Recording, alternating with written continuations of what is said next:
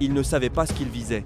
Depuis leur position sur la côte du Yémen, cela ressemblait probablement à un cargo lent, juste une cible parmi tant d'autres qui avaient traversé ces eaux ces dernières semaines. Mais cette fois, ce n'était pas un navire marchand. Il n'était pas désarmé et il n'était pas seul.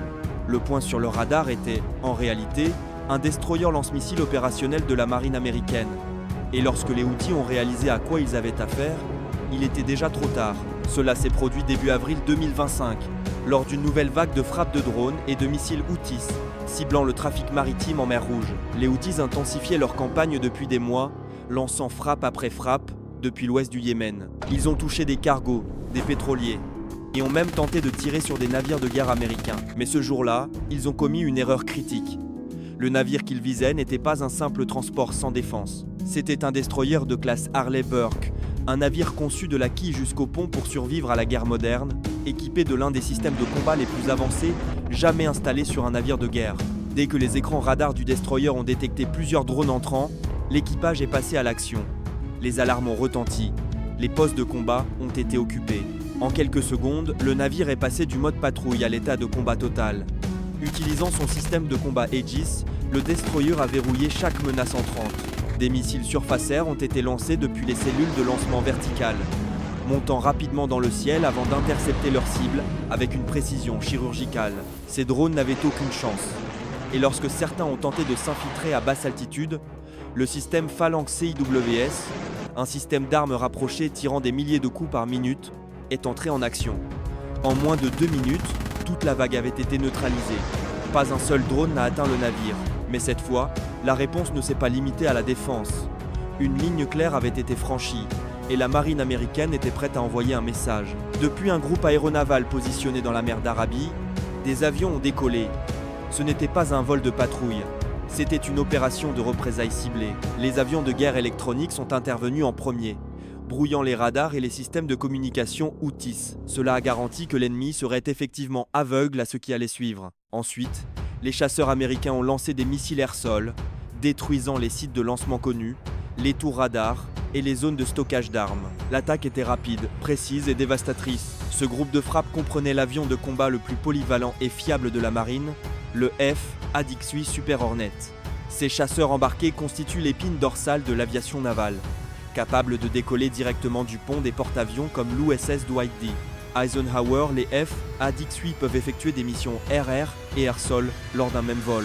Dans ce cas précis, les Super Hornets étaient armés de munitions guidées de précision, probablement des bombes guidées par laser, conçues pour détruire les positions ennemies fortifiées avec une précision chirurgicale. Volant en coordination avec les Adix-8 J-Growlers, qui brouillaient et supprimaient les défenses aériennes ennemies, les Hornets sont intervenus rapidement et à basse altitude pour éviter la détection. Au-dessus d'eux, des drones MQ-9 Reaper surveillaient la zone, transmettant en temps réel des images haute résolution et des données de ciblage. Chaque phase de l'opération était surveillée depuis les centres de commandement embarqués et les stations de contrôle au sol.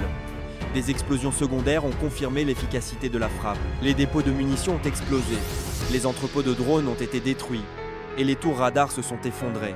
Le site de lancement, autrefois une menace active pour la navigation en mer Rouge, a été complètement neutralisé. Et lorsque les F-Adix-8 ont quitté la zone, ils n'avaient subi aucun impact. Beaucoup se demandent pourquoi les Houthis agissent ainsi. Pourquoi attaquer des navires en mer Rouge? La réponse officielle des dirigeants Houthis est simple, pour faire pression sur l'Occident et, selon leurs termes, soutenir la Palestine. Mais la réalité est plus profonde. Les armes qu'ils utilisent, les drones qu'ils lancent et les missiles qu'ils tirent pointent tous vers une source unique.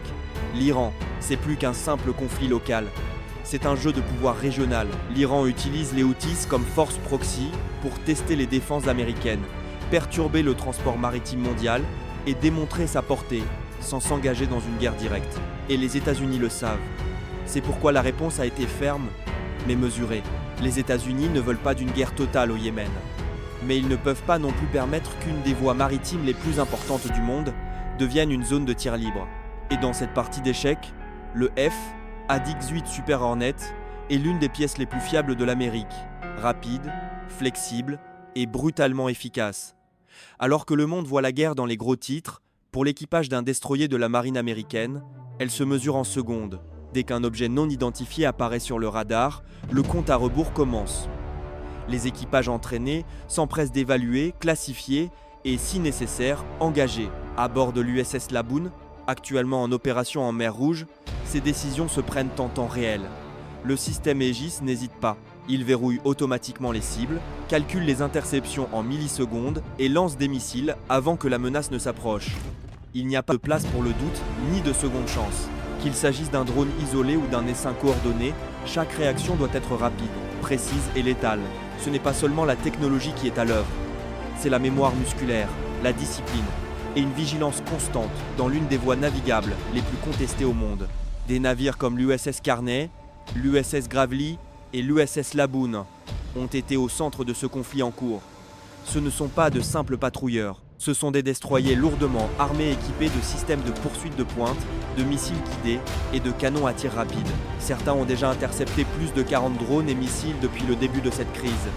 Ils ne se contentent pas d'escorter des navires marchands, ils défendent activement le commerce mondial et à bien des égards, maintiennent la ligne de la sécurité internationale. Ils travaillent en étroite collaboration avec l'aviation navale, coordonnant leurs actions avec les escadrons de chasseurs, opérant depuis les porte-avions de la région. La synergie entre les destroyers sur l'eau et les F, Adixui dans les airs, permettent à la marine de répondre aux menaces en quelques heures, parfois même en quelques minutes, après une attaque. C'est une force de réponse flexible et déployée en première ligne qui n'attend pas la permission. Elle est prête quand la menace apparaît et riposte sans délai. La situation reste tendue. Les Houthis continuent leurs attaques. D'autres drones sont attendus. D'autres missiles seront probablement tirés. La mer Rouge, autrefois connue pour son trafic maritime intense et son importance économique, est devenue l'une des étendues d'eau les plus imprévisibles et dangereuses de la planète. Mais les choses ont changé. Les États-Unis n'attendent plus simplement la prochaine attaque. Ils ripostent plus fort, plus vite et avec plus de précision que jamais. Le message est simple, si vous visez un navire de guerre américain, vous ne vous en tirerez pas. Qu'il s'agisse d'un système de lancement vertical depuis un destroyer ou d'une bombe de précision larguée d'un Super Hornet, la réponse sera rapide et décisive. Et si les Houthis ou ceux qui les soutiennent pensaient pouvoir perturber le commerce mondial sans conséquence, ils commencent à réaliser à quel point ils se trompaient. Pensez-vous que ce type de représailles arrêtera les attaques ou aggravera la situation? Les États-Unis en font-ils assez ou devraient-ils faire davantage? Partagez votre avis dans les commentaires. Merci d'avoir regardé. Restez vigilants, restez informés et à bientôt.